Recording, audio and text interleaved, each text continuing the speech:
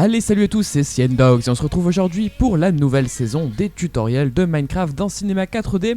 Et aujourd'hui, on est là pour le sommaire de la saison 3 qui va concerner donc l'animation. Alors, tout d'abord, le premier tutoriel va être consacré aux bases de l'animation, c'est-à-dire vraiment la base. On va pas utiliser le personnage, on va juste voir les clés d'animation, la timeline pour tous ceux qui ont fait un petit peu d'animation dans n'importe quel logiciel, que ce soit en 3D ou des logiciels de vidéo. Je pense que ça sera inutile de regarder ce tutoriel.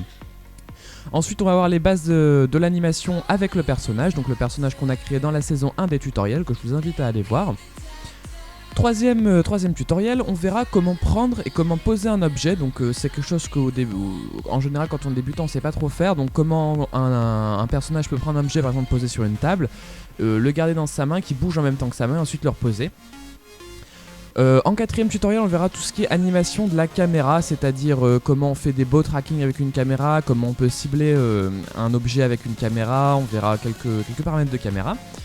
Ensuite, on fera un tutoriel sur le rendu, puisque c'est quelque chose qui est très important quand on fait de la 3D, d'avoir un beau rendu. Donc on verra tous les paramètres de rendu qui peuvent être intéressants à mettre dans des animations Minecraft, et j'expliquerai un petit peu tout.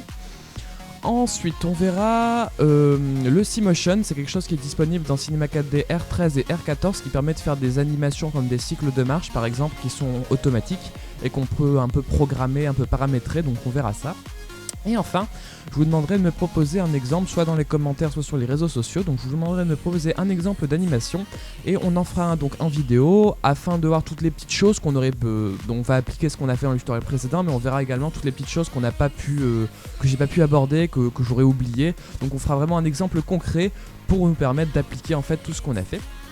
Et puis voilà, donc ça sera une saison relativement intéressante puisqu'on avait fait 2 saisons de modélisation. Là on part sur de l'animation. Et puis voilà, donc si vous regardez ce sommaire après que les tutos soient sortis, vous aurez les petites annotations qui seront au-dessus des noms des tutos. Et vous pourrez cliquer directement pour aller voir. Sur ce, je vous retrouve bientôt pour la nouvelle saison des tutoriels et on se retrouve bientôt. Salut à tous, c'était Siendog.